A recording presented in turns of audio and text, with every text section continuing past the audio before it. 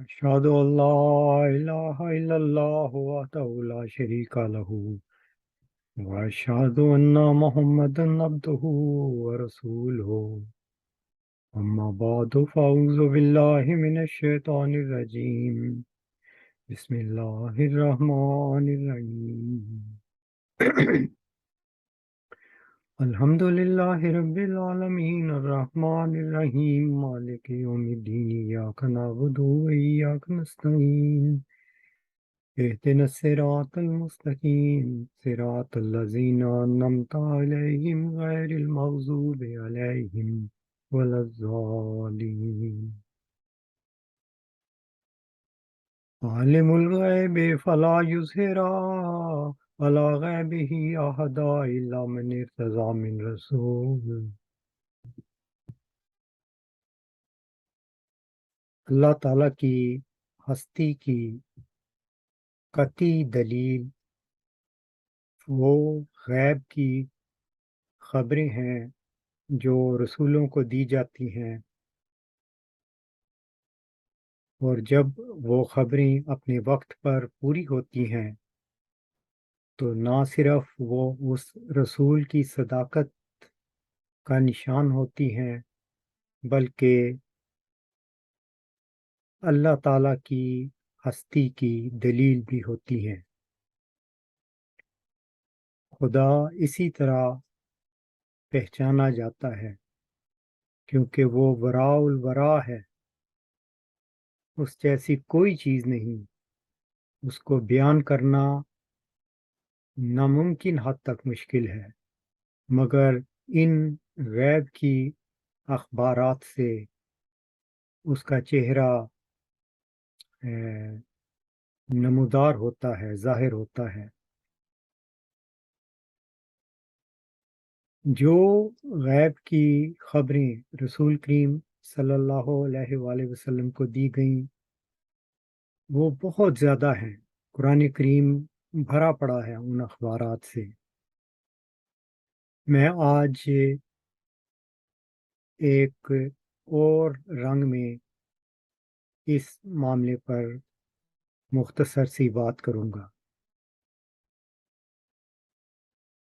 وہ یہ بات ہے کہ اللہ تعالیٰ نے آپ کو آئندہ زمانے میں وقوع ہونے والے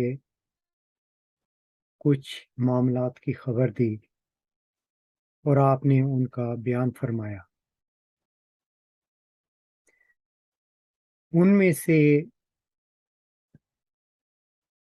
دو احادیث میں آپ کے سامنے رکھتا ہوں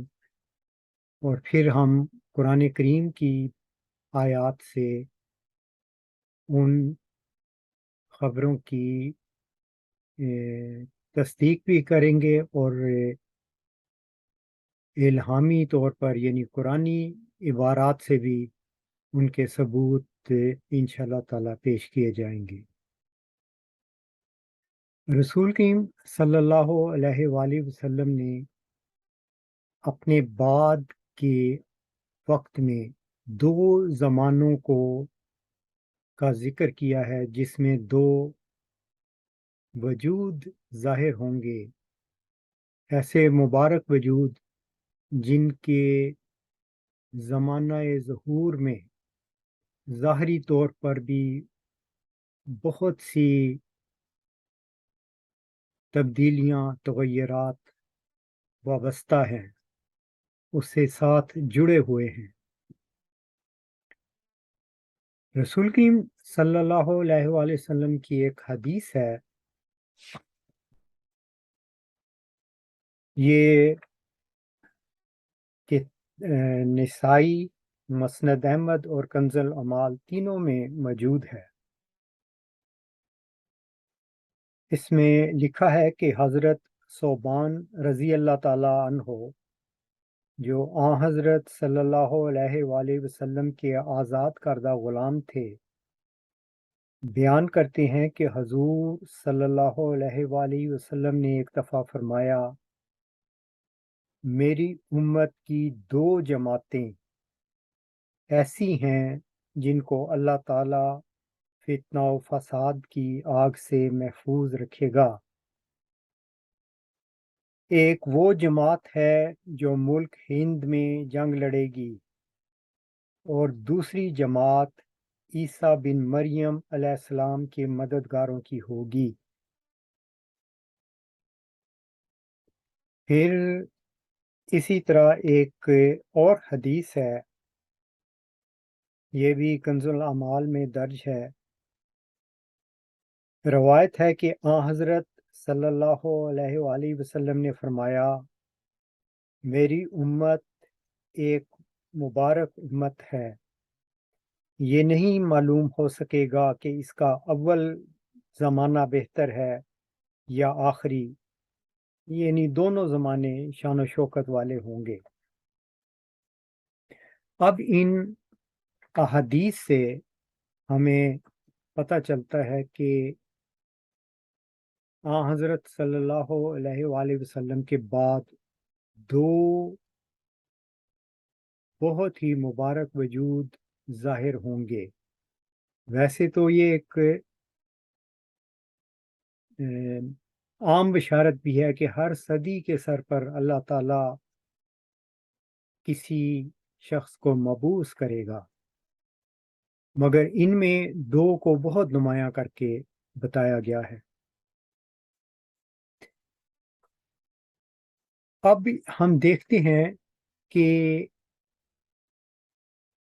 قرآن کریم میں بعض خبریں ہیں، میں ایک یا دو آیات صرف سامنے رکھتا ہوں، انشاءاللہ آئندہ خطبہ میں اگر موقع ملا تو بہت سارے آیات جو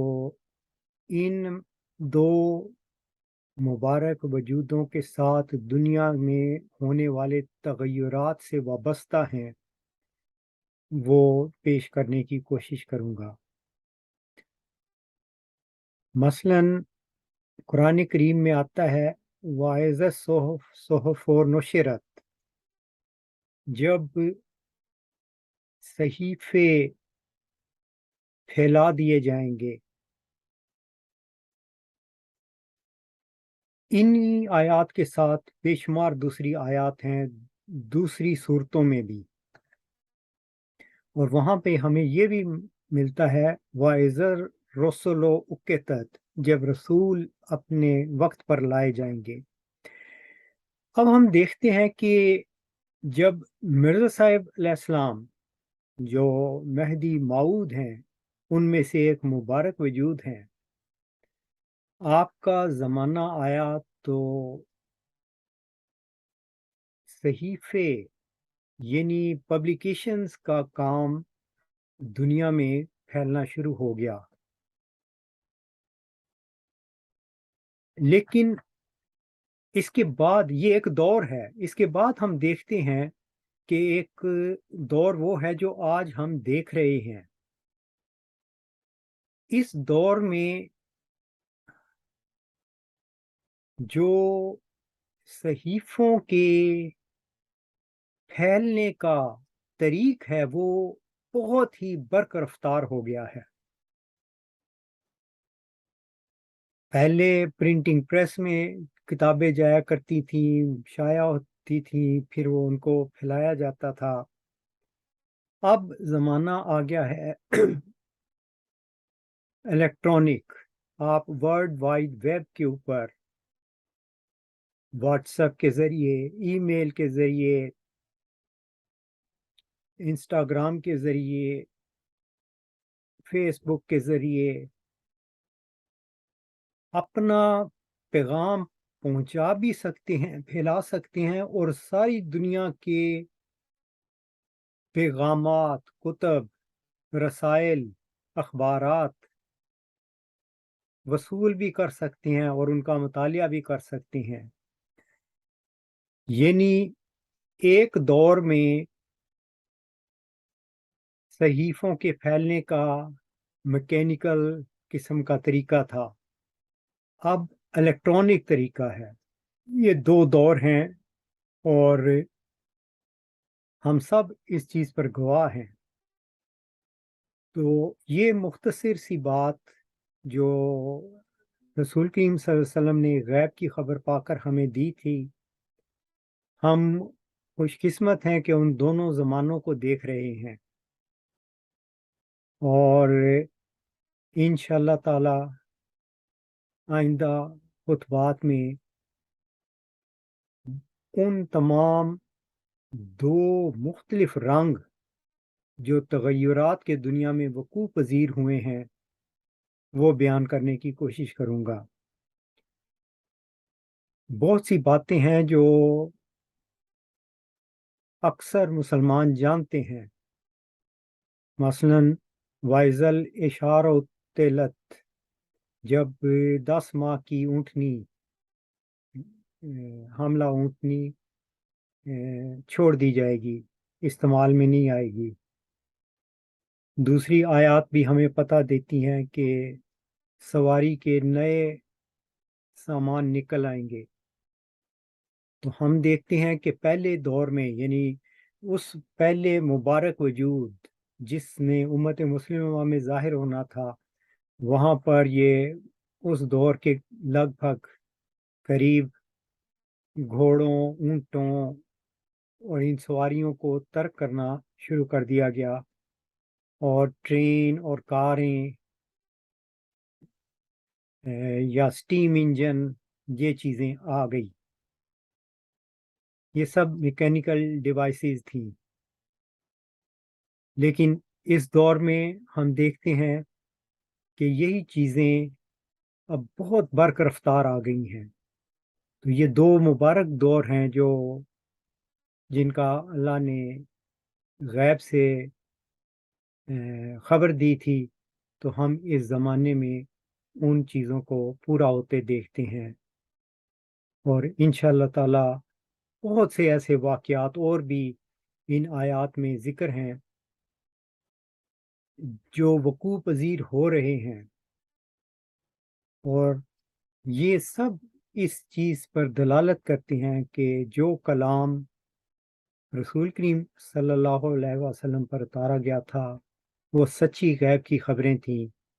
اللہ تعالی ہم سب کو ان اخبارات کے پورا ہونے سے رسول کریم صلی اللہ علیہ وسلم کی صداقت ڈھونڈنے میں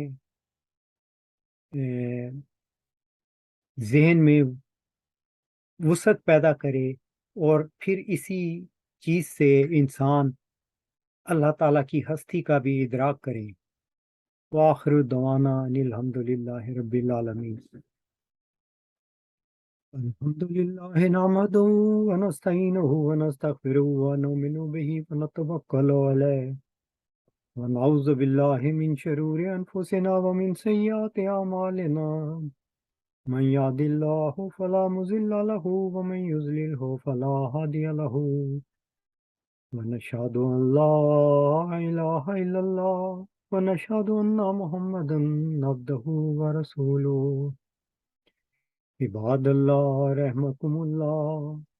ان الله يأمركم بالعدل والإحسان وإيتاء ذي القربى وينهى عن الفحشاء والمنكر والبغي يعظكم لعلكم تذكرون۔ اذكروا الله يذكركم وادعوه يستجب لكم ولذكر الله أكبر۔